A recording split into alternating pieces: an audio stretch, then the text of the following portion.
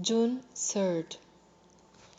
2 Samuel chapter 20, verse 14 until chapter 22, verse 20.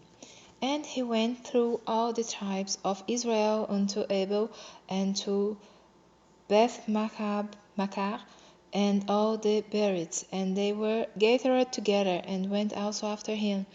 And they came and besieged him in Abel of Beth-Machar, and they cast up a bank against the city, and it stood in the trench. And all the people that were with Joab battered the wall to throw it down.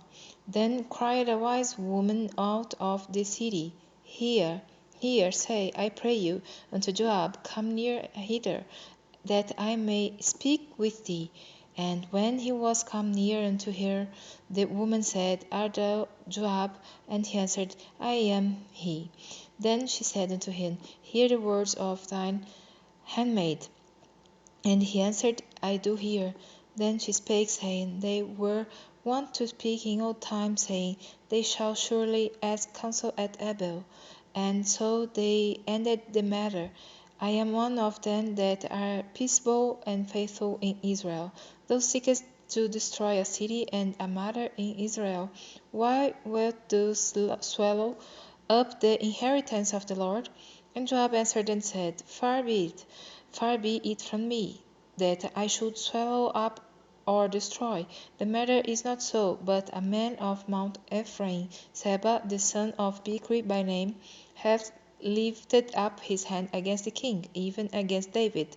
Deliver him only, and I will depart from the city.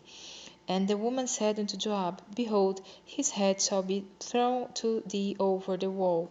Then the woman went unto all the people in her wisdom, and they cut off the head of Seba, the son of Bichri, and cast it out to Joab.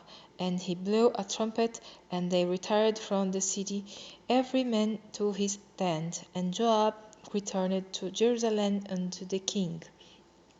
Now Joab was over all the host of Israel, and Benaiah the son of Jehoiada was over the Cherethites, and over the Pelethites, and Adoran was over the tribute, and Jehoshaphat the son of Ahilud was recorder, and Sheva was scribe, and Zadok and Abiathar were the priests, and Ira also the Jairite was a chief ruler about David. Then there was a famine in the days of David of 3 years, year after year. And David inquired of the Lord, and the Lord answered, It is for Saul, and for his bloody house, because he slew the Gibeonites. And the king called the Gibeonites, and said unto them, Now the Gibeonites were not of the children of Israel, but of the remnant of the Amorites, and the children of Israel had sworn unto them. And Saul sought to slay them in his zeal to the children of Israel and Judah. Wherefore David said unto the Gibeonites, What shall I do for you? And wherewith shall I make the atonement, that we may bless the inheritance of the Lord? And the Gibeonites said unto him, We will have no silver nor gold or of Saul, nor of his house, neither for us shalt thou kill any man in Israel. And he said, What shall say that I will do for you? And they answered the king, The man that consumed us, and that devised against us that we should be destroyed from remaining in any of the coasts of Israel, let 7 men of his sons be delivered unto us, and we will hang them up unto the Lord in Gibeah of Saul, whom the Lord did choose. And the king said, I will give them. But the king separated Mephibosheth, the son of Jonathan, the son of Saul, because of the Lord's oath that was between them, between David and Jonathan, the son of Saul. But the king took the 2 sons of Hizpah, the daughter of Aiah, whom she bare unto Saul, Armoni and Mephibosheth, and the 5 sons of Michal, the daughter of Saul, whom she brought up to Adriel the son of Barzillai the Meolatite, and he delivered them into the hands of the Gibeonites, and they hanged them in the hill before the Lord. And they fell all 7 together, and were put to death in the days of harvest, in the first days, in the beginning of barley harvest. And Rizpah the daughter of Aiah took sackcloth, and spread it for her upon the rock from the beginning of harvest until water dropped then out of heaven, and suffered neither the birds of the air to rest on them by day, nor the beasts of the field by night. And it was told David what Rizpah the daughter of Aiah, the concubine of Saul, had done. And David went and took the bones of Saul and the bones of Jonathan his son from the men of Jabesh Gilead, which had stolen them from the street of Bethshan, where the Philistines had hanged them, when the Philistines had slain Saul in Gilboa. And he brought up from thence the bones of Saul and the bones of Jonathan his son, and they gathered the bones of them that were hanged, and the bones of Saul and Jonathan his son buried they in the country of Benjamin in Zelah, in the sepulchre of Kish his father. And they performed all that the king commanded, and after that God was entreated for the land.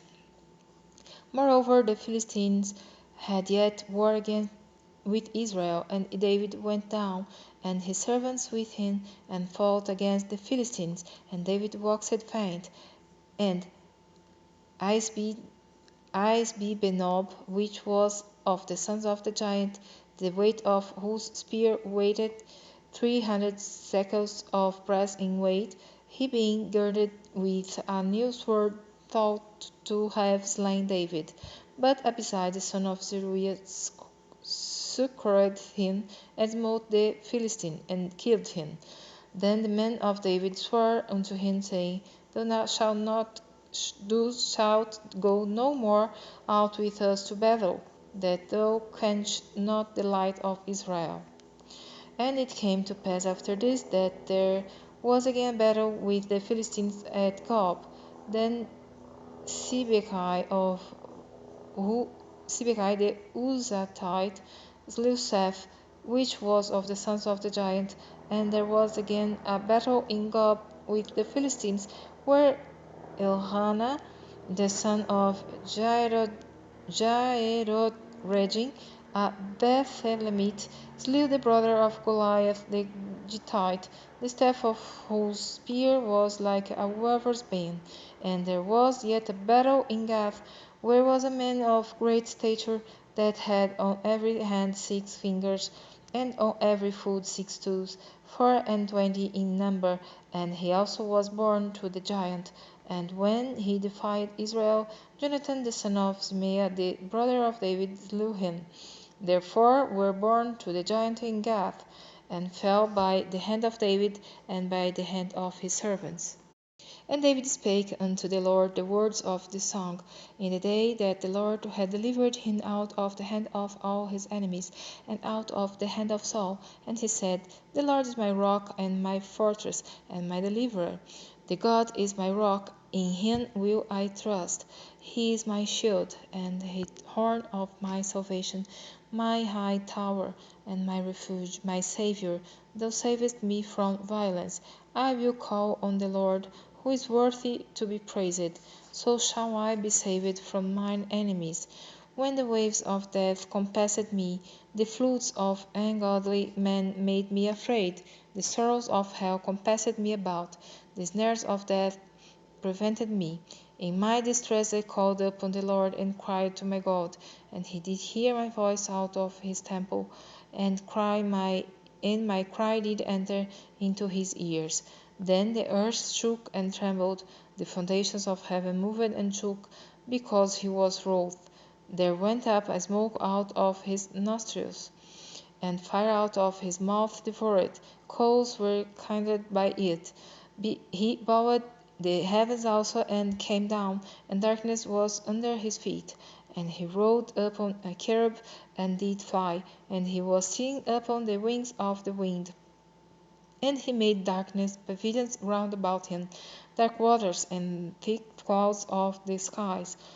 Through the brightness before him were coals of fire kindled. The Lord thundered from heaven, and the Most High uttered his voice, and he sent out arrows and scattered them, lightning and discomfited them, and the channels of the sea appeared. The foundations of the world were discovered at the rebuking of the Lord, at the blast of the breath of his nostrils. He sent from above, he took me, he drew me out of many waters. He delivered me from my strong enemy and from them that hated me, for they were too strong for me. They prevented me in the day of my calamity, but the Lord was my stay. He brought me forth also into a large place. He delivered me because he delighted in me.